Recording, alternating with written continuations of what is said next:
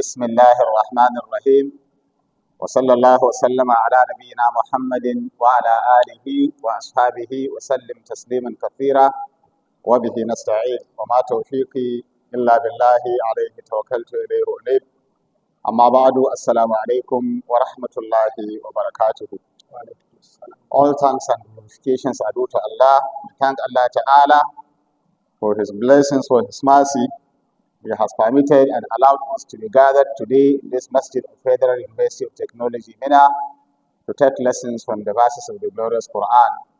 Today being the 22nd of Ramadan, 1446 years after Hijrah of Nabi Sallallahu Alaihi Wasallam, which is equivalent to 22nd of March 2025.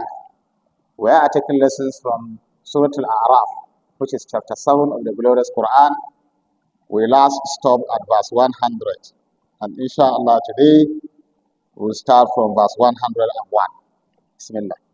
أعوذ بالله من الشيطان الرجيم. تلك القرى نقص عليك من أنبائها ولقد جاءتهم رسلهم بالبينات فما كانوا ليؤمنوا بما كذبوا من قبل كذلك نطبع على قلوب الكافرين. Allah subhanahu wa ta'ala says, تلك القرى نقص عليك من أنبائها ولقد جاءتهم رسلهم بالبينات فما كانوا ليؤمنوا بما كذبوا من قبل كذلك يطبع الله على قلوب الكافرين. أي يقول الله تعالى لنبيه محمد صلى الله عليه وسلم إنه قص عليه أخبار القرى البائدة التي كذب أهلها الرسل حينما جاءوهم بالبينات والحجج الدالة على صدق رسالتهم ولكن هؤلاء الأقوام لم يؤمنوا حينما جاءهم الرسل بما سألوه من البراهين والحجج، لأنه ليس من شأن المكذبين عناد واستكبارا أو تقليدا أن يرجعوا إلى الحق ويؤمنوا بدعوة الرسل بعد أن سبق لهم التكذيب بها حينما جاءتهم الدعوة أول مرة، وهكذا يطبع الله ويختم على قلوب الكافرين فلا ينتفعوا بالإيمان. Mala is saying this verse that we are about taking lessons from is a verse that Allah Ta'ala is telling His Prophet Nabiuna Muhammad Sallallahu Alaihi Wasallam regarding the stories He has given him on the communities and the people and societies that came and gone. The community that rejected faith, the community that refused to imbibe positive attitudes towards the teachings of the Rasul, and at the end they rejected this particular faith because their heart has been sealed. Allah Ta'ala said, Tilkal Qura, these are cities. The cities mentioned that were mentioned, is it the people of Noah alayhi salam, the people of Hud, that's the Ad people, or the people of Thabut, the people of Saleh, or the people of Lut, or the people of Shu'aib. All these particular communities and people came and they portray one attitude, rejecting the truth, being a sort of adamant, not doing what Allah subhanahu wa ta'ala asks them to do, but they keep holding on to their traditions. So Allah Ta'ala said, Tilkal Qura, these are the cities naqussu alayka, that we give you their stories, we narrate to you min anba'iha, regarding their stories. These stories are not just for us to just listen and shake our heads, but rather for us to reflect over and take lessons. If you are told about what happened to the community earlier before you, the expectation is that you take lessons from all those things that happened to that particular community. Allah said, وَلَقَدْ جَاءَتْهُمْ رُسُلُهُمْ بِالْبَيِّنَاتِ, their messengers came to them with clear evidences, clear signs. They sought for these signs and evidences. The messengers came with the signs and evidences to confirm the truth of the message. But فَمَا كَانُوا لِيُؤْمِنُوا, they were not to believe بِمَا كَذَّبُوا مِنْ قَبْلِ, because they rejected right from the beginning earlier. They had rejected that and denied it. So no matter what now came up regarding explanation, it never goes well with them. They never accept it. كَذَلِكَ, and that is how يَطْبَعُ اللَّهُ عَلَى قُلُوبِ الْكَافِرِينَ, Allah sealed the hearts of the people that are disbelievers. Once the heart is sealed and cannot now be open to see the truth and the light, then no matter the explanation, that particular heart or individual will continue to be condemned. May Allah assist us. So the lessons here for us is that once an evidence has been made very clear to you, you are supposed to succumb and then accept. Usually, what a human being is supposed to search for is evidences and proof to confirm whether this is authentic, whether this is true, whether this is right. Once that particular evidence has become clear to you, then you have no any other reason to reject it. You have no reason to reject it. And as Muslims, Allah is preparing our minds for the verses that will come later. Because the previous communities were said to be communities that outrightly rejected faith. They outrightly rejected, and then they denied the faith. They fought it out of so many other reasons of arrogance, of personal benefit, and other things. And then the consequences that followed was that they were destroyed. So Allah is now telling us that was their own story. And what happened was that their mindset was completely corrupted. Corrupted mindset will never allow the individual to now see things with clear eyes that will make him to learn lessons. And that is why, as we said, we have always been talking about having a kind of transformative sort of attitude. Let's transform our attitude, the way we look at things, the way we believe in things, the way we sort of approach things. If that is sound and okay, then you realize that it will become very easy for us to adopt positive ways of conducting our lives. Allah Ta'ala said, وَمَا وَجَدْنَا لِأَكْثَرِهِمْ وما وجدنا لأكثرهم من عهد وإن وجدنا أكثرهم لفاسقين. Allah Ta'ala said, وَمَا وَجَدْنَا لِأَكْثَرِهِمْ مِنْ أَحَدٍ وَإِنْ وَجَدْنَا أَكْثَرَهُمْ لَفَاسِقِينَ. وَمَا وَجَدْنَا لِأَكْثَرِهِمْ. Those particular cities and communities and people, we have never found to majority of them. Most of these particular cities and community, we found out that they are not people that hold on to covenants. Min ahad. They denied and they are never keen in the covenants, the promises, and those things that they are supposed to hold on to. They rather deny those things. Because before the creation of the human being, what Allah subhanahu wa ta'ala declared is that the human being should come to this dunya and serve him. أي ولم يثبت أكثر هؤلاء الأقوام على عهد الفطرة. The natural ways of life that the human being is supposed to imbibe. What is that natural way of life? Not worshipping any other created being, but rather worshipping only the Creator himself, Allah subhanahu wa ta'ala. Seeing all bounties and favors that Allah ta'ala has given you as a means that should help and assist you to serve Allah subhanahu wa ta'ala. But then, وَلَمْ يَثْبُتْ أَكْثَرُ هَؤُلَاءِ الْأَقْوَامِ عَلَىٰ أَحَدِ الْفِطْرَةِ. Majority of those people never held onto this particular natural way. الذي أخذه الله تعالى على الناس وهم من أصلاب آبائهم بأنه تعالى هو ربهم. When Allah Ta'ala said, أَلَسْتُ بِرَبِّكُمْ قَالُوا بَلَى. Am I not your Lord? Allah is the Lord. So Allah is the honor, Allah is the decider, Allah is the only one that should be worshipped. وَأَنَّ عَلَيْهِمْ أَنْ يُؤْمِنُوا بِهِ وَيَعْبُدُوهُ. That every individual is supposed to believe in Allah and also submit himself to Allah and serve him. فَخَالَفُوا هَذَا الْعَهْدِ. But they now violated this particular rule. They abandoned this covenant. وَتَرَكُوهُ وَرَاءَ ظُهُورِهِمْ. They threw it behind them. They never take note of it. Then وَعَبَدُوا مَعَ اللَّهِ آلِهَةً أُخْرَى بِلَا دَلِيلٍ وَلَا حُجَّةٍ. They ended up worshipping other objects, other deities, without any clear evidence or proof. Meaning they just follow their own selfish desires to worship other than Allah. Because if you are to follow your natural sense of reasoning that Allah has given you, you realize that anything that is defective, that has weakness, that particular thing should not be qualified to be God.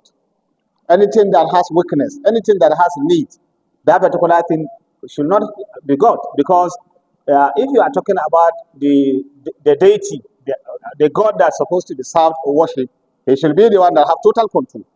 He should be the one that nothing, he has no need of anything regarding what he has created. If he has the need, then it means that particular thing also has a kind of power over Allah over himself subhanahu wa ta'ala. So that is why while a sort of describing or explaining who Allah was, who Allah is to the disbelievers, when they ask the Prophet, who is this your God that you are asking everybody to come and worship? You see it one God. Who is he? Allah Ta'ala said, Qul, say to them in reply, Hu Allahu Ahad. He is one and only one. Unique. Only one and unique and alone. Allahu Samad. Who is Allah? He is the one on whom all depends. He depends on nobody. He is the one on whom all depends. Allahu Samad. Lam yalid wa lam yulad. He begets not, nor was he begotten. Because he need nobody to be a source or a reason or a means of bringing him into existence. And also, he need nobody that he would like to inherit him, or nobody that should now benefit him. So therefore, he begets not, nor was he begotten. And at the final, وَلَمْ يَكُنْ لَهُ كُفُوًا أَحَدٌ. And there is none that is comparable to him. None is comparable to him. So this is the beautiful chapter, Surah Al-Ikhlas. قُلْ هُوَ اللَّهُ أَحَدٌ. There was one of the companions, among the companions, that he was leading them. So after the process of leading them, anytime he prays for them, after concluding the prayer, he will recite this surah. قُلْ هُوَ اللَّهُ أَحَدٌ اللَّهُ الصَّمَدُ لَمْ يَلِدْ وَلَمْ يُولَدْ وَلَمْ يَكُنْ لَهُ كُفُوًا أَحَدٌ.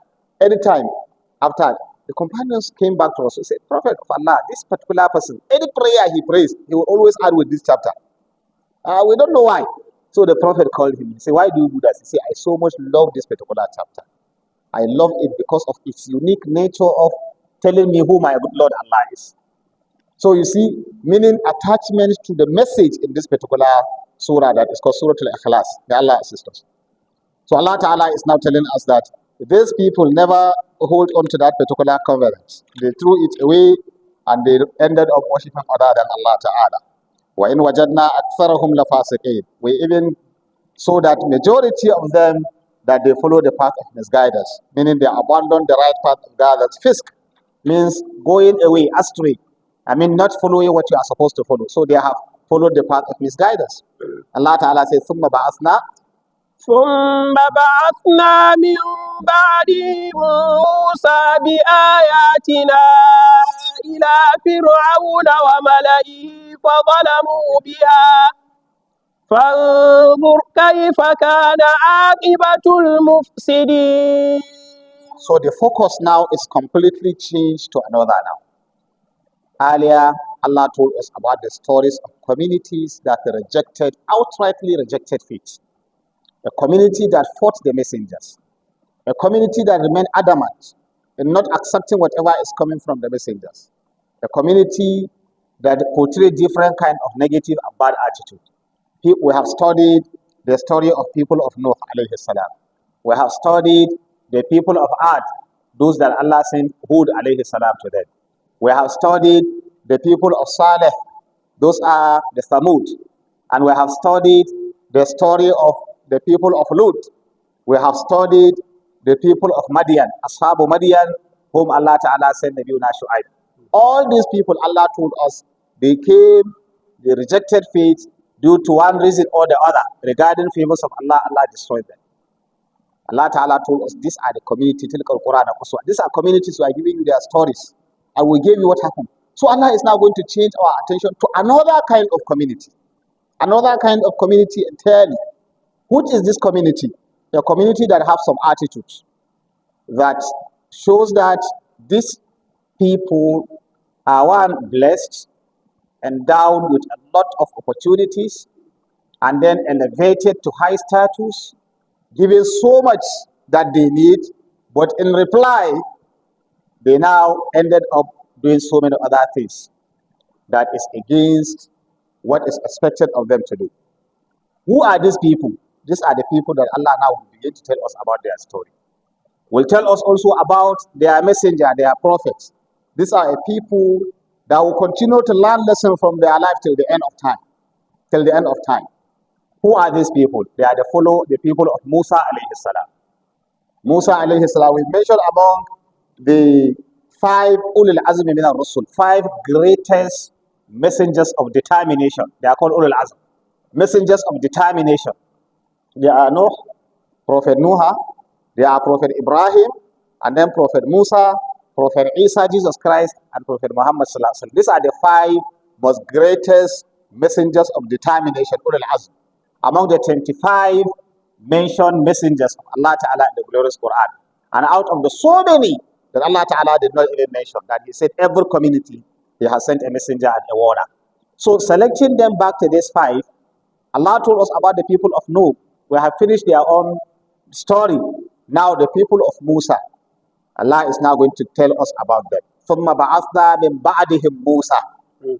So we now raised, after all those communities that have passed, we raised after them Musa, Nabiuna Prophet Musa, بِآيَاتِنَا.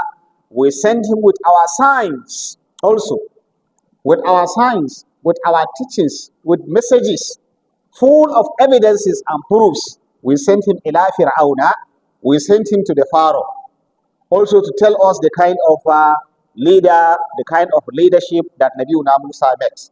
Ila Fir'auna wa mala'ihi, and then to those people that are close, a sort of associates who are serving him as his own, a sort of administrative partners. You know, Allah told us about the mala, the elites of all the other societies, those elites that deny the truth, those elites that portray arrogance, those elites that plays with the intelligence of the followers, those elites that used to stand between the truth and these particular followers, those elites that always want to manipulate situations. We have heard of them that Allah Ta'ala told us at various levels. So Allah sent Nabiuna Musa to Fir'aun with his own special elites who are now working together with him regarding management of the affairs of the people, deceiving the people, a sort of manipulating the people, deceiving the community, and then leading the community to a wrong path. This kind of tyrannical leadership, Allah Ta'ala will now tell us what happened in this particular context also, that we need to learn lessons about life. So Allah Ta'ala said, إِلَى فِرْعَوْنَ وَمَلَئِهِ فَظَلَمُوا بِهَا. But then they wrongly, they rejected this. ظَلَمُوا بِهَا. They were not fair to this particular ayahs of Allah subhanahu wa ta'ala. They were not fair, meaning they never listened to take it as something of serious importance. For them to now reflect over, to make use of that. We talked about zulm, isn't it? Zulm, injustice, you can do it against yourself. By the time you reject the truth, then you have wronged yourselves. Like Nabiuna Adam alayhi salam, when he ate that particular fruit that Allah asked him not to, he said, رَبَّنَا ظَلَمْنَا أَنفُسَنَا. We have wronged ourselves because we have done what is wrong. That ordinarily, if we have done what is right, we will benefit. And we are enjoying. But we have done what is wrong, so it came back against us. So, ظَلَمْنَا أَنفُسَنَا وَإِن لَمْ تَغْفِرْ لَنَا وَتَرْحَمْنَا لَنَكُونَنَّ مِنَ الْخَاسِرِينَ. Without your mercy and rahmah, we will continue to be losers. All that we will benefit from all this is for us to do the right thing, but we didn't do. But Allah forgive us. So Allah, out of His mercy and rahmah, He forgave them. We have had that story. And that was the first story, I think, in these lessons that we had. Before we now follow the stories of each of the communities. So Allah is now telling us that the people of Fir'aun, that Allah subhanahu wa ta'ala sent Nabiuna Musa to, so they wrong themselves. Fanzur kayfa kana aqibatul mufsidin. Fanzur, why can't you study? Fanzur, look at. You know, I explained this last week. When Allah Ta'ala says, Fanzur, look. That does not mean go and put your eyes to be looking, isn't it? Fanzur, why can't you make a research? Fanzur, why can't you go deep in depth and then look at what happened? Fanzur kayfa kana aqibatul mufsidin. Why can't you go in depth to find out the reasons behind the destructions of this particular people? Kayfa kana aqibatul mufsidin. How did the end of the corrupt people end? How did they end? Where was their arrogance? Where were all their resources, all the opportunities? You remember when we talk about the people of art, isn't it? People that were endowed with strength, with power, and we compare it with military might. That will be saying, Man ashaddu minna quwwa. Who is more stronger than us? And they can do whatever. Where are they now? They are finished. And then we have talked about the people of Samud. I mean, the people of Saleh. The people of Samud, who were so endowed with skills. They were endowed with skills. They are very good in engineering, in architecture, in town planning. They carve houses and whatever inside rocks. And they do so many wonders. Where are they today? They are gone. Then we are talking about the people of Lut. These are the people that, go and satisfy a sexual desire anywhere, even between man and man, woman and woman. It doesn't matter. And they live their life like that. Free world. Is it lesbianism? Is it homosexualism? Is it whatever? And then where are they? They are gone. Then Allah told us about the people of Shu'aib. These are people that all that matters for them is business. Let me just get money from all sources. Whether the other person is suffering, whether it doesn't matter. So through corrupt means, so they can under measure a sort of their measurements. When they are selling to others, they will not give them a full measure, and then they will go and attack roads. Allah subhanahu wa ta'ala said, you used to start at different routes, and then threatening people, receiving their money and resources, and even killing them, such as this kind of banditry. All this we studied. Where are these people? They have gone. And so the societies we are living in, if it is a society that is feeling that, yes, I have military might, take lessons from those that pass. If it is a society that feels, no, we have skills and technology, maybe we are in, what do you call this kind of world? Is it AI world or even more than that? You are living in a world that you feel you have control over everything, that you can manipulate anything, and you can do. Where are those that Allah Ta'ala gave the story? Look, Allah Ta'ala told us that these are communities that used to come and replace others. That's what Allah said, isn't it? So communities come and replace others. No one stay forever. After a particular span of time that Allah has given you, people will be wiped away. Either that they are destroyed or they end. And then other people will come and meet this particular situation and continue. That is, they become khulafa, people that inherit one another. If you talk about the civilization of today, the countries that are called the highest, maybe the countries that are at the highest top of development, where were they 300 years ago? Were they the ones that are at the top? They were not. Some of them were even being colonized at that particular time. And now they are the ones that are this. I mean, will this continue all over? No. There will be a time that those you are looking down upon, Allah Ta'ala might raise them to be the ones at the top. You look at the African country, for example, African continent, or you look at this particular continent of ours.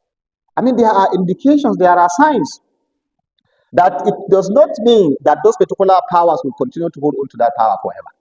Because there are so many other advantages that Allah subhanahu wa ta'ala have put those particular countries you are looking down upon regarding resources, regarding human, material, and so many other things. That if they can get the right leadership and they can get the right mindset, and then their attitudes now can be transformed and become better, these particular people can become better than you. So what we are saying here is that those lessons should be learned. Fanzur, try to study, try to look inwards. كيف كان عاقبة المفسدين, how the end of the corrupt people usually end up. Now we have sent the people of Musa. The people of Musa, the Banu Israel, who Allah Ta'ala have done some favors. What are the lessons now we are going to learn from these people after leaving the other communities? Who is Israel? Allah Subhanahu wa Ta'ala said He has sent Nabiuna Musa, who is to lead Banu Israel out of this particular, and who is Fir'aun? What are the features that Fir'aun portrayed of leadership that ended up to destroying him, that leaders should take note? And what are the kinds of attitudes that the Banu Israel who have been favored also portrayed or displayed that also ended up to be what they are? These are the lessons that the Muslim community should learn. When you talk about Israel, who is Israel? Israel means Yaqub. Yaqub, who is the son of Ishaq, Ishaq the son of Ibrahim, the son of Tariq. Meaning Yaqub, and the meaning of Israel means what? The servant of God. That's the meaning. Because of his dedication to worshiping Allah, it's called Israel. Servant of God, meaning dedicated servant of God, but his name is Yaqub. So when you talk about children of Israel, you are talking about children of someone who is a servant of God, Allah subhanahu wa ta'ala. Allah ta'ala now told us, ثُمَّ بَعَثْنَا مِن بَعْدِهِمْ مُوسَى. So after those communities that have ended, those communities that are no more, we sent Musa to them بِآيَاتِنَا with our clear signs إِلَى فِرْعَوْنَ وَمَلَئِهِ. The Fir'aun has also his own a sort of a list that are around him. فَظَلَمُوا بِهَا فَانْظُرْ كَيْفَ كَانَ عَاقِبَةُ الْمُفْسِدِينَ. وَقَالَ موسى وقال موسى يا فرعون إني رسول من رب العالمين. So the first thing, وَقَالَ Musa, Musa introduced himself. Musa what? Introduce himself. Usually as someone with da'wah, as someone with a message, you need to introduce that message. Right? You need to introduce yourself. Who are you? Introduce yourself. So Allah said, وَقَالَ Musa. Musa now says, Ya Fir'aun, O you Fir'aun, inni rasulun min Rabbil Alamin. I am a messenger from the Lord and owner of the entire existence. Rabbul Alamin. Al-alam kullu ma siwa Allah. Anything other than Allah falls within the alam. So whoever have control over everything you can think of, that particular person or that particular owner of this is the one that sent me. So inni rasulun min rabbil alamin. So it means I am not a god myself. I am not to be worshipped myself. I am not to dictate myself, but I am a messenger who have a message. Remember, those was the same messages that Shu'aib delivered to his people, isn't it? The same thing that Nabiuna Hud, Nabiuna Saleh, do we have mentioned all those things? They introduce themselves as messengers of God. All these messengers, Nabiuna Musa, Nabiuna Isa, Jesus Christ, Nabiuna Muhammad, all of them. None of them said, oh, you people come and worship me. None of them. None of them said, I'm equal to God, I'm part of God, or I have also some attributes of deity. Therefore come and worship me. No, all of them introduced themselves. I am sent by God. Jesus Christ said he is sent by God. Nabiuna Muhammad said he was sent by God. Nabiuna Musa said he was sent. Nabiuna Ibrahim, Nabiuna, all of them, Anbiya. So he now introduced himself to Fir'aun. Inni rasulun min rabbil alamin. Naam, haqiqun alayya. حقيق على أن لا أقول على الله إلا الحق قد جئتكم ببينة من ربكم فأرسل معي بني إسرائيل حقيق على أن لا أقول على الله إلا الحق قد جئتكم ببينة من ربكم فأرسل معي بني إسرائيل حقيق على أن لا أقول على الله إلا الحق. What is right, what is befitting, what is correct, what is undoubtful is that I should never say on Allah anything other than the truth. Other than the truth. And that is one of the most important attributes and quality that is expected of someone that is having special message to people. Do not be a deceiver, trying to deceive people. Maybe you have some motives behind, and then you want to portray something that at the end, the benefit will come back to you. Those are the kind of the attributes of people that are deceitful, people that are deceivers. So messengers of Allah Ta'ala will never say anything to Allah or regarding Allah other than the truth. Other than the truth. Haqiqun ala Allah aqula ala Allah illa al-haq. I will never say anything regarding Allah other than the truth. Now remember we mentioned the attributes that people of da'wah are supposed to hold. As-sidqu, al-amana, al-fitana, at-tabligh. We have mentioned this, isn't it? One of those attributes is that he should be honest and truthful. You should be honest and truthful. Those are some of the attitudes also that we need to now imbibe. If you want to call people to the path of Allah or any part of reform, please be honest and be truthful. Be honest and be truthful. And then have amana, be trusted. If you are entrusted with something, then hold that trust with all the seriousness it deserves. As-sidq wal amana. And then al-fitana, you have to be intelligent enough. You know the message, you know whom you are to deliver the message to, you know the terrain, you know the society, you know so many things. You don't come with a message and then you yourself, you don't even understand the message. You don't even understand the community. You don't even understand the people. That particular message can never impact positively on the people, on the community. So he said, Haqiqun, what is right, what is befitting, what is uncontestable is that ala Allah aqula ala Allah illa al-haq. I will say nothing regarding Allah other than the truth. And certainly, I am with you here, I have come to you with clear proofs, with clear evidence. There are things that you can confirm that will make you to, sort of conclude or accept that what I have come to you is not deceptive. It's not, something that is to deceive you. It is rather the truth. So what you should do now, as a tyrant leader, فَأَرْسِلْ مَئِيَ بَنِي إِسْرَائِيلِ. The children of Yaqub that you are suppressing, the children of Yaqub that you are oppressing, the children of Yaqub that you have made like slaves, the children of Yaqub that you are subjecting into different kind of torture. فَأَرْسِلْ مَئِيَ بَنِي إِسْرَائِيلِ. Send them back to me so that I save them from this torment. So that I save them. This is the message. You see, as we mentioned, the message of Islam is not all about belief alone, but rather it's also about what? Emancipating human beings, mankind, assisting mankind, helping them to be out of their terrible situation and circumstance. So it is about belief and action. If you truly believe in Allah and the last day, you are to take actions. You are to act. And these are your actions. When Allah Ta'ala says, وَقُلِ إِمَلُوا فَسَيَرَ اللَّهُ عَمَلَكُمْ وَرَسُولُهُ. Work, do something. Don't just be talking. Work and do something. It is what you do that Allah Ta'ala take cognizance of. It is what you do. Imagine you have beautiful ideas in your brain. You have beautiful ideas on how to solve the problem of the ummah. You have beautiful ideas of how to help the ummah. But you then die with the idea. And you die, you are buried in the grave. It will disappear, isn't it? But how about if you now translate this idea into action? And then the idea now became very little something that is practical. It will remain. So that is why, just as we mentioned, you see the human being, the brain, if you have supernatural brain, if it can be called like that, you can think, you can do everything that you build, beautiful ideas, beautiful this. Your brain, that brain that has been made with this particular material, this body, is not different from the brain of the other. It is those particular beautiful ideas that is in the brain that if it is translated into action, that after your death, now it will be seen. Other than that, the brain of the most intelligent person and the brain of the most foolish and what can you call person, if this particular two people die and they are buried under the earth, after 3 months or so, if you come and open the ground, you see them, they will be the same. Nothing, no difference. They will all rot in and go back to that particular normal state. So what is the difference? The difference is that while in dunya, that particular brain worked out and came out with solution.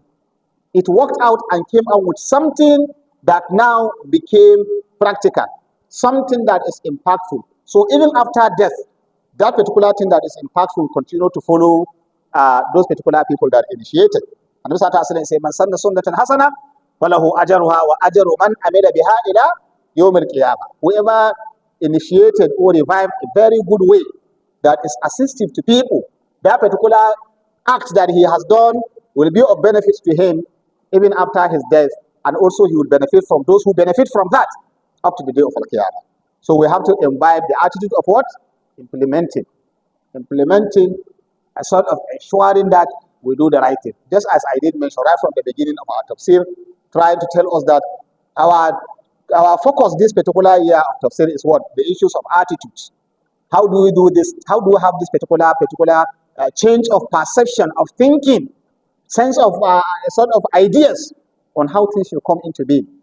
And with this particular platform, I have always been emphasizing, I say it, we feel if we bring scholars together, we bring intellectuals and professionals together, and we bring people that matters together under this particular platform, we may come with one, even if it is very little solution, even very little project, very, very small, but then consistently implement this and let the impact of that be seen so that it can, for those that can go and magnify it and do it in bigger way, they can do it.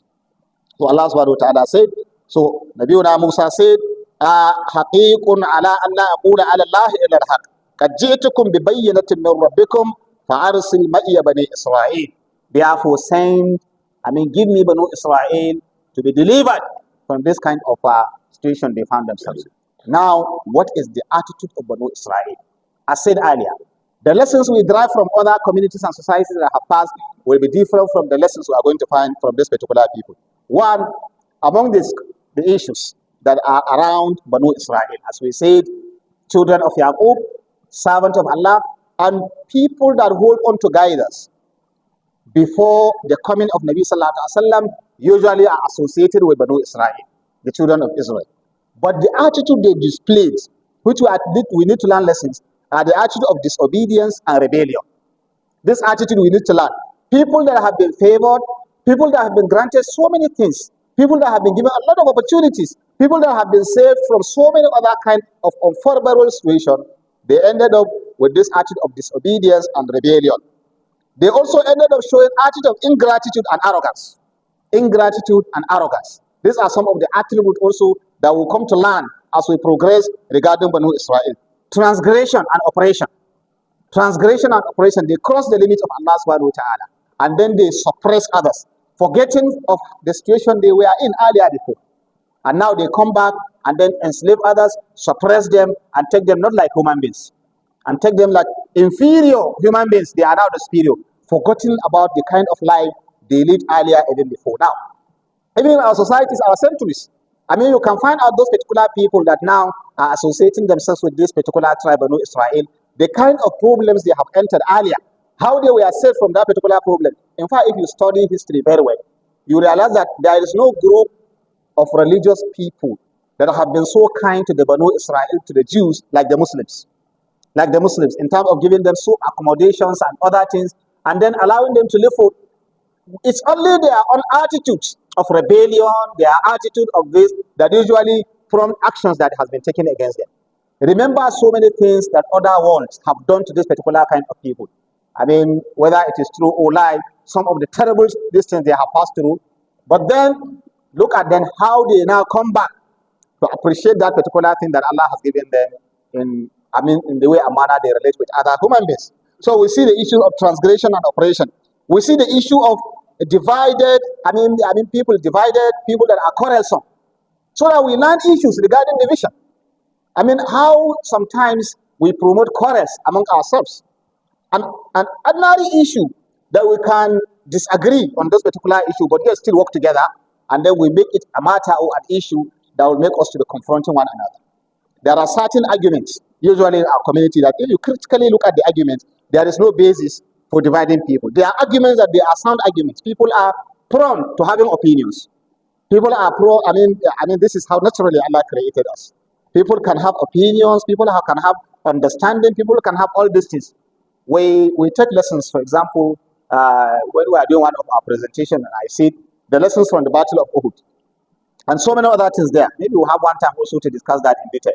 You see how, despite opinions, despite these things, despite challenges, despite setbacks, despite these things, the Prophet ﷺ was still able to unite the Ummah, to be out of that particular situation, and then become better and more stronger later. These are the kind of people we need. In a situation of circumstance where we have divisions, quarrels, arguments, a lot of these things, where can we get a people that will not tell us that, look, despite all these things, we have a challenge. Why can't we come and confront this particular challenge so that at the end, we can be able to be out of the common problem? So we learn lots. So the lessons we learn: obedience to Allah, gratitude and humility. Humility, we have mentioned, one of the attributes of scholars is being humble. Being humble. The more you add more to your knowledge, the more humble you should be. That is a sign that that knowledge is going to benefit you. But if you realize that the more knowledgeable you are, the more arrogant you are. The more you acquire knowledge, the more you look down upon others. That particular knowledge will not save you. It's a trial. And that particular knowledge can destroy you. So we learn this issue of humility, these issues of obedience to Allah, gratitude, unity, cooperation, accountability, and reporting. All these things. By the time we study the subsequent events, the subsequent story, we should be able to learn that. So the first thing that Allah started mentioning here is that Nabiuna Musa extended a hand to Fir'aun.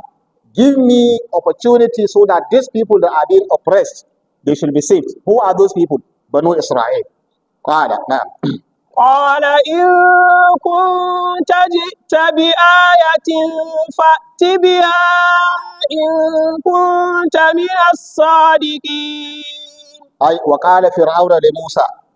Fir'aun said to Musa, لست أصدقك فيما تقول ولست أعطيك ما تطلب فإن كان معك برهان وحجة ومعجزة فأظهرها لنراها إن كنت صادقا فيما تقول وتدعي من أن الله رب العالمين أرسلك إلينا. So Allah Ta'ala says now, قال. So Fir'aun now said, إن كنت جئت بآية فأت بها إن كنت من الصادقين. You are now coming up with something. You now coming up, you said you are a messenger. And you say you are sent by someone who is Rabbul Alameen, who owns the entire existence. Now, if you have any sign that will prove that, then fa'ati biha, let us see that particular sign. Prove yourself. Prove yourself in kunta min as-sadiqin, if you are truly honest, if you are truthful. Bring a sign to demonstrate, to show that you are honest, to show that you are truthful, if truly you are like that. So you see, this is like what? A challenge. You now say this is a problem. And you now say, I have solution. Then the person said, okay, demonstrate it to me, let me see. If actually what you have is a solution. What is expected of you now? To demonstrate, isn't it? To show that, yes, this is actually a solution. And what you are demanding this. So if that particular person is not going to be arrogant, what will he do? He will now submit. That, well, you have actually submitted. And you see, we can translate this even into our life, the way and manner we conduct ourselves.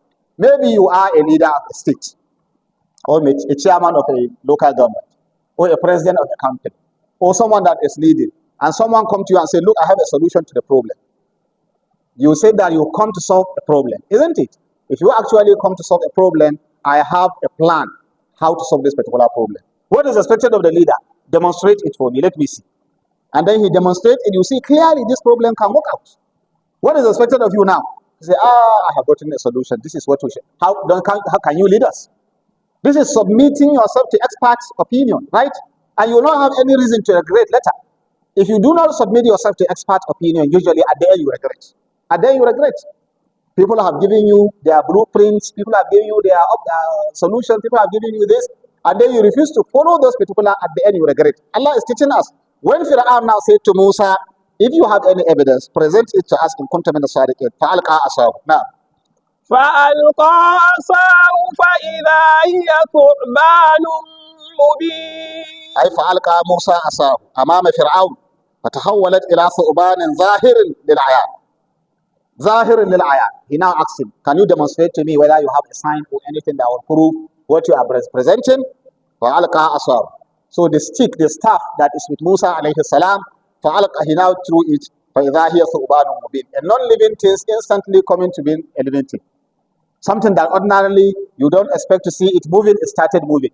I mean, just picture all these things. You now see, things beyond your imagination. Maybe as a leader, as whatever. Say, wow, so this can solve this problem. What is expected of you? You submit yourself.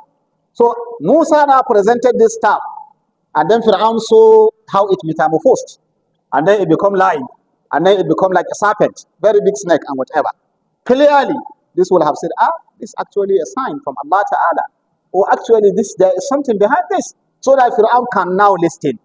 But what then happened? Allah Ta'ala said, فَأَلْقَى عَصَاهُ فَإِذَا هِيَ ثُعْبَانٌ مُبِينٌ. Now, ونزع يده فإذا هي بيداء للناظرين. وَنَزَعَ يَدَهُ فَإِذَا هِيَ بَيْضَاءٌ لِلنَّاظِرِينَ. وَنَزَعَ يَدَهُ. He now brings out his hands, his palm, his hands. فَإِذَا هِيَ بَيْضَاءٌ لِلنَّاظِرِينَ. It then became a very bright, gloomy light for all those, to the beholders, those that will see. A great light shining from the hands of Nabiuna Musa alayhi salam. Clear evidence that now this is the option, this is the solution, this is the proof, this is the evidence. Can you now listen to that? You remember the people of Shu'aib? Do you remember that? When they asked of ayah. You remember the people of Ad when they asked of ayah? All those communities they asked of ayah, they rejected the ayah. It never served them the benefit. Why? Because they already have a mindset of rejecting that particular truth. So whatever you are presenting is just formalities. And they are not after looking for that. And that is why one of the worst kind of leadership you can get is leadership that is after formalities. Just after this, and that, but not sincerely honest to the solution. I always used to say that sometimes if I look at our situation, it's not that we don't have beautiful ideas. We have experts in our midst. We have beautiful ideas on how to solve this particular problem. How do we translate these ideas to now become actionable, practical, and then we see them coming up? How do we now do that? And people will now come and tell you that, yes, this idea is very beautiful. This idea is this and that. But how sincere are they that they want that idea to solve the problem? Because there are certain people that are benefiting from a problem. They are benefiting from a problem. And some of them are the leaders benefiting from the problem. If they are benefiting from the problem, will they ask, after the solution? They will not be after the solution. And unfortunately, Allah is telling us, we also learn, some of those that are benefiting from the solutions will even deny the leaders from seeing the truth. They will deny the leaders from going in depth to now assess this particular solution that have been presented to them. And that is why Allah Ta'ala told us and said what? قال الملأ من قوم فرعون إن هذا لساحر عليم. You remember when Allah Ta'ala told us about the previous وقال الملأ الذين استكبروا, isn't it? Those particular elites, the elites الذين استكبروا that were so arrogant, they usually reply to their messenger that, look, this and that, this and that, because they are the immediate people that the leaders usually consult. So what happened to Fir'aun? Fir'aun did not instantly rejected Musa instantly. Fir'aun, who is the leader, did not instantly disallowed Musa to now explain further. But the elites that are around Fir'aun immediately pick up. They immediately pick up. They said, Inna hadha la sahirun alim. This particular person is an expert magician. So they have now diverted the entire attention, isn't it? It's magic. This is an expert in magic. Someone that he was asked to present evidence, isn't it? And he has presented the evidence. Allow people to even study this particular solution. Allow Fir'aun to even reply, isn't it? Or allow Musa to explain what he has done. Say, no, this is Sahirun Ali. This is a magician. It's a magic. Clear magic. Is an expert in magic. I mean, I don't know whether I'm talking. I don't know whether you are also reasoning the way I'm reasoning.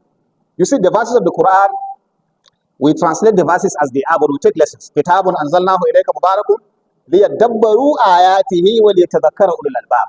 So that you deeply reflect over the ayats, over the wonders, over the teachings, over the lessons, so that you can pick and then be able to apply it in your own situation. So if you look at this, you look at our community, the kind of community you are living. It's possible you have a leader who probably wanted to be guided. It's possible you have a leader who probably wanted solution. But how about those around the leader?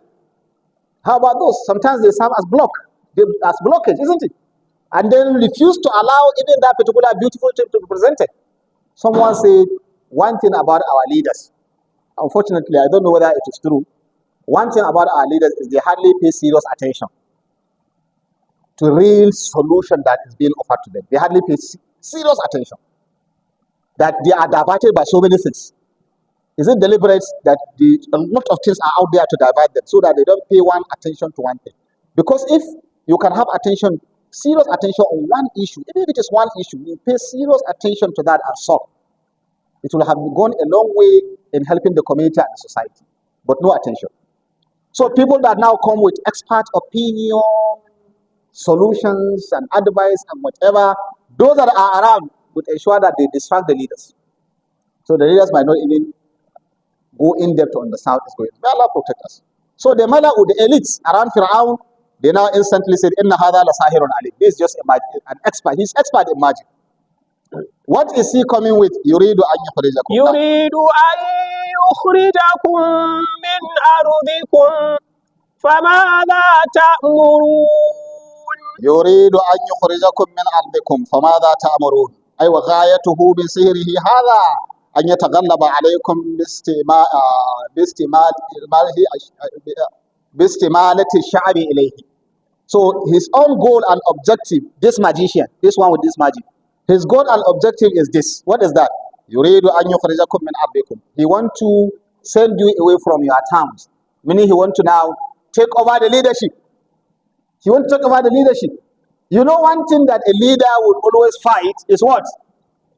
He say he wants to take over his leadership. He wants to show that he's more intelligent than you. And at the end, he will now become superior. Everybody will be listening to him. So he wants to overtake you. And then at the end, send you from your land. فَمَاذَا تَأْمُرُونَ? What do you now? What should you do now?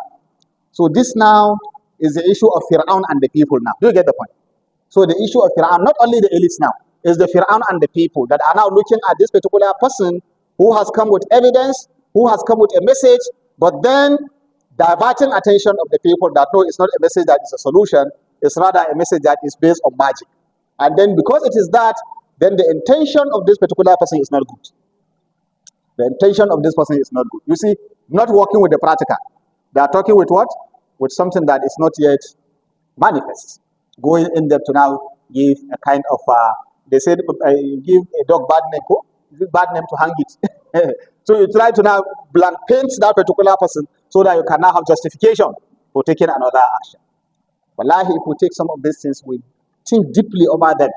I mean, we look at our community and society, we begin to say, well, Allah have done us every favor and everything are well clearly explained. But then, what kind of people are we? Rasulullah used Quran in 23 years. He changed all the attitudes, the negative attitude in 23 years.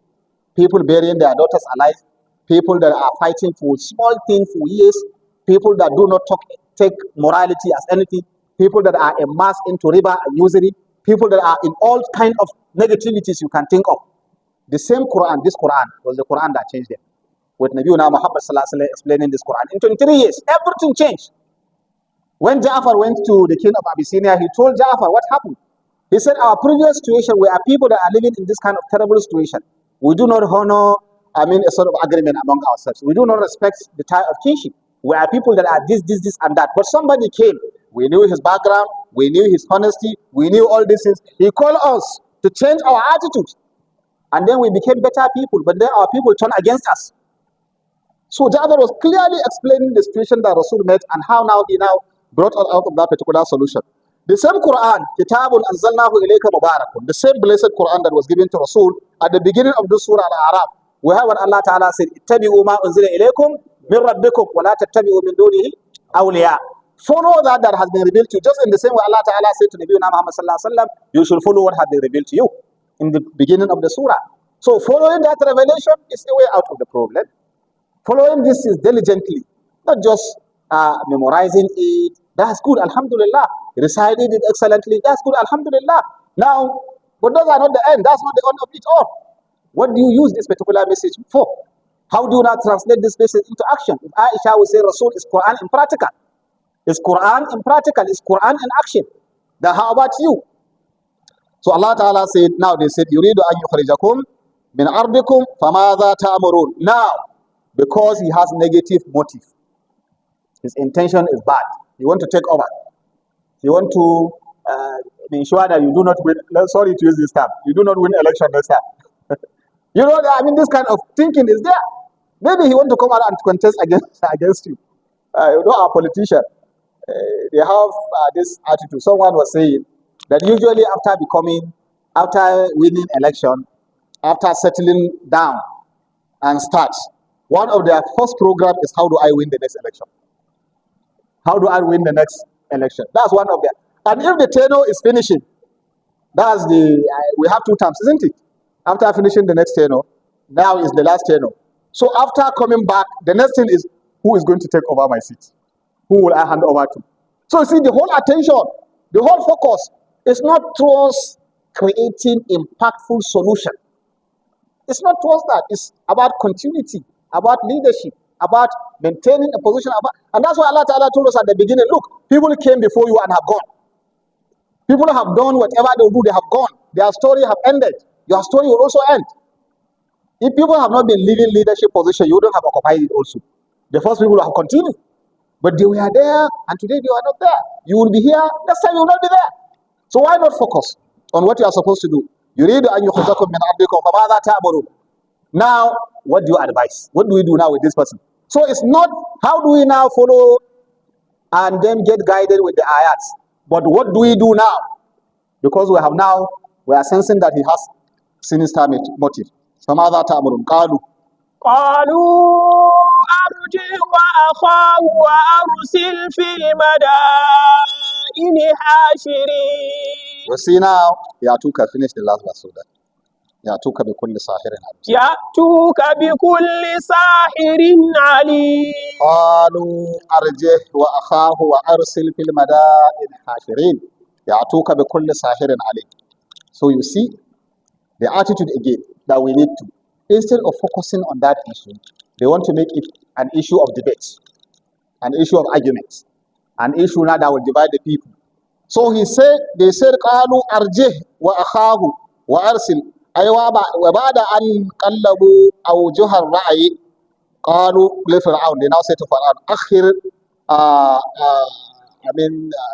في أمره أرسل في المدائن مملكتك من يجمع لك السحرة. What you are going to do regarding his affairs is, look, don't take action immediately. Do not take action immediately. أي أخر أمر عقوبته ولا تعجل. Don't punish him instantly. Because, it will send negative message, isn't it, to people? Don't instantly take action. But what you will do now, make it to be like a debate form.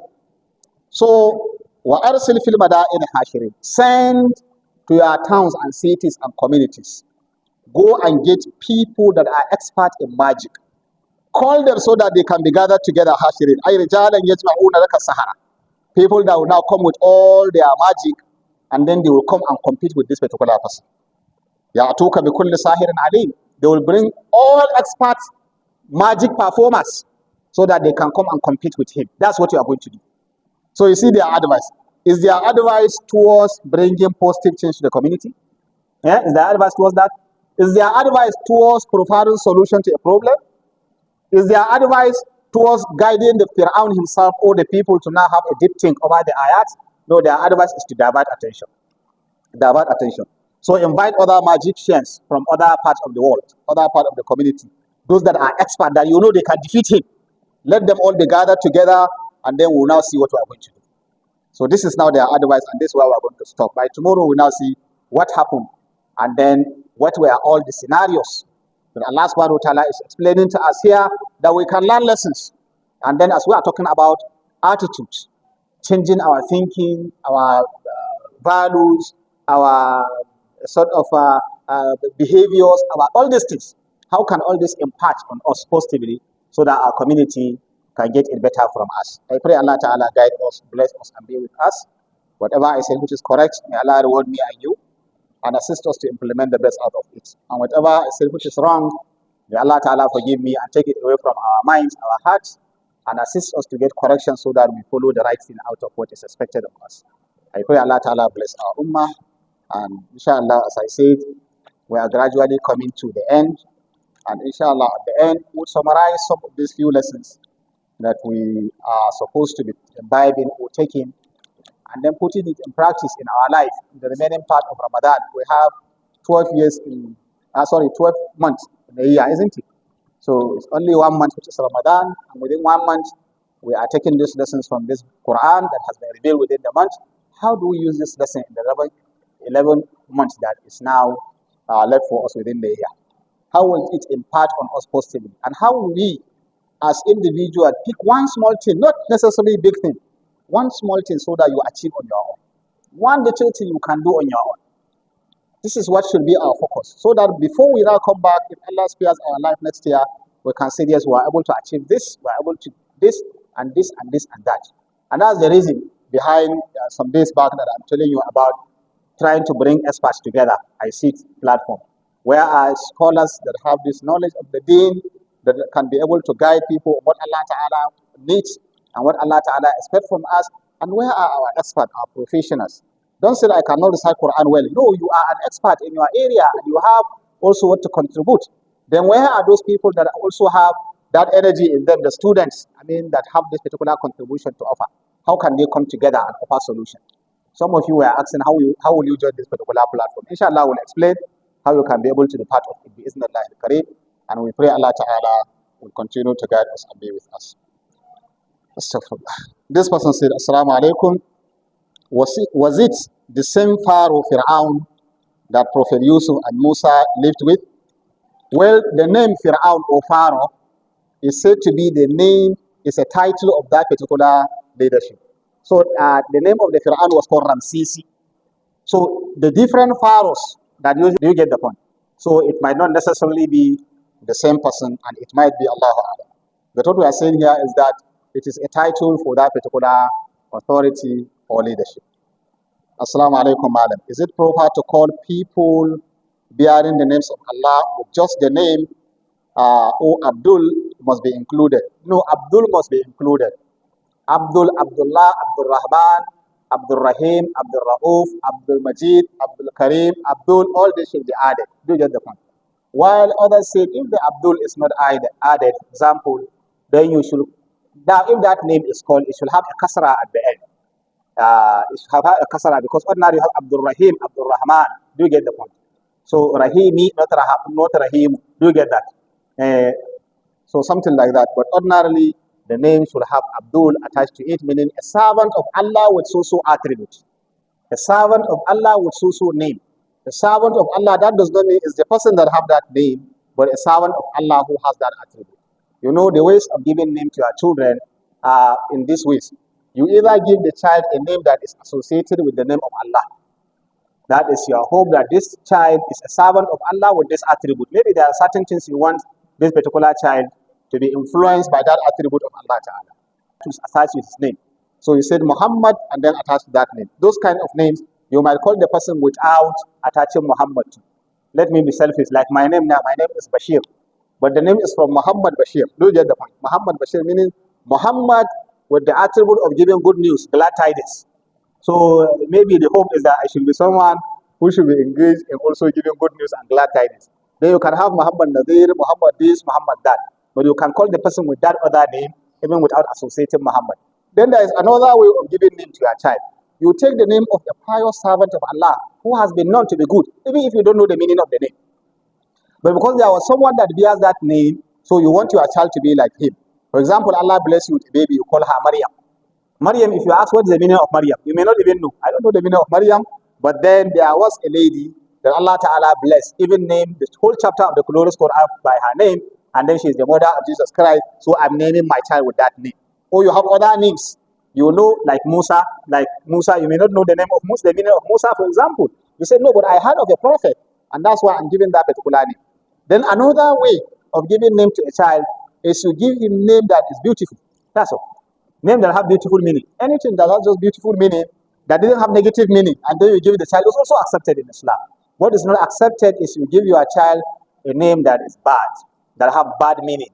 Do you get the point? Because, it's like bad omen.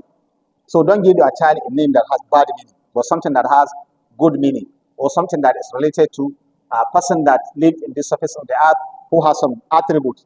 Even if the person have negative attributes, there are certain people, they have negative attributes, but they have good attributes. But then your child have this name because of the good attributes you want. That's all. Do you get the point?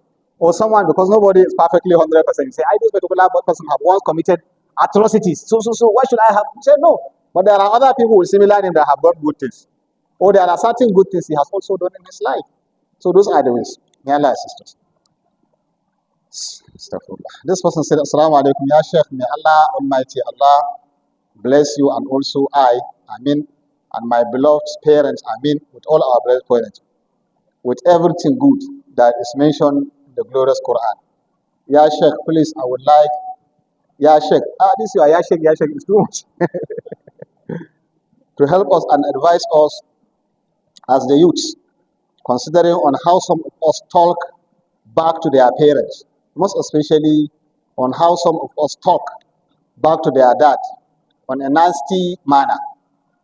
Today on my way to somewhere, I saw someone disrespecting his dad, telling him some words that are not supposed. Wallahi, ya Sheikh, I don't know when I got into a fight with him, and now I am worried, considering my fasting. So I divide all of us. Yes, you see. So you are a good person. That's why you are worried regarding this attitude. Wallahi, your parents, no matter what your parents have done to you, no matter what your parents have done to you, they have done something good to you that you cannot repay them. You cannot repay them. Just some few weeks back, I was in General Hospital. I was there. I witnessed certain things. One is my relation, one is just like a daughter to me, and the other regarding CS and how, I was talking, seeing the kind of pains, seeing the kind of trauma, the kind of struggles that women used to pass through before a baby comes out of them. And then I was talking to someone, I said, and these are the kind of babies that if they grew up, some of them, and then they will say, my mom, you are disturbing me. Oh, this, and that. How will that kind of person get the blessings of Allah? He will never. He will never. So, wallahi, your parents are your parents. وَقَضَى رَبُّكَ أَلَّا تَعْبُدُوا إِلَّا إِيَّاهُ وَبِالْوَالِدَيْنِ إِحْسَانًا. Wallahi, after Allah, your parents.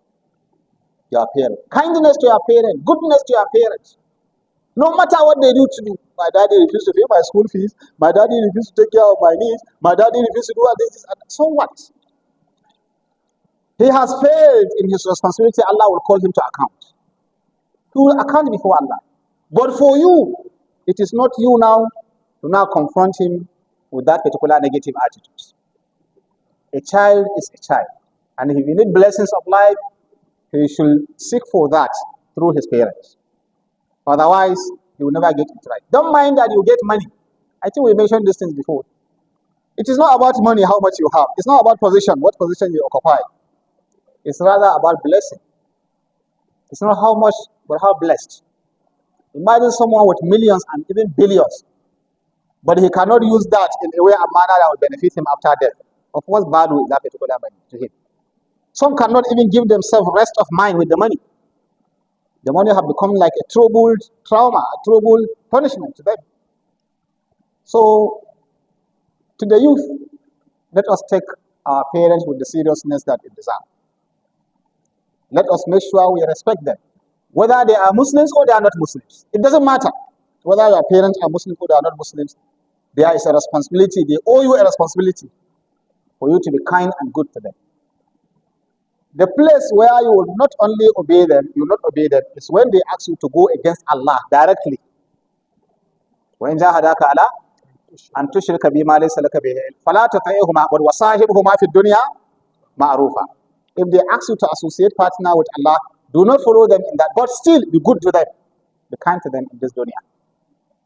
So I pray Allah assist you. I think what you are asking is a very big, broad issue, but the summary of it is that our parents, they owe us a duty that we should be kind and good to them, whether they are alive or they are dead. If your parents are dead, it is not over. When someone asked Rasul, if my parents are no more alive, he said, no, you continue. How do you continue obeying your parents after they are dead? Pray for them, supplicate for them, get sadaqah on their behalf. Look at their relations and be kind to their relation. Have you ever given out a sadaqah? Said, this money I have, go and build so place in the name of my parents, so that the reward can follow them. Have you ever done that? Let me do something in the name of my parents. I know how they brought me up in very serious and challenging situation. Some of them have very shallow knowledge of even the deen. Some of them have very distant. Oh Allah, have mercy on them. Rabbi rahamhuma kama rabbayani saghira. Oh Allah, even if for nothing, the way they took care of me, I was a child, I was a young child. I don't know anything. Oh Allah, have mercy on them. Similarly, even if they have not done anything to you, oh Allah, have mercy on them. Care for them, oh Allah. I pray Allah Ta'ala assist us. May Allah Ta'ala be with us. May Allah guide us. May Allah bless us and bless our discussions. And for the month of Ramadan, we pray Allah count us among those that will have benefited from this month.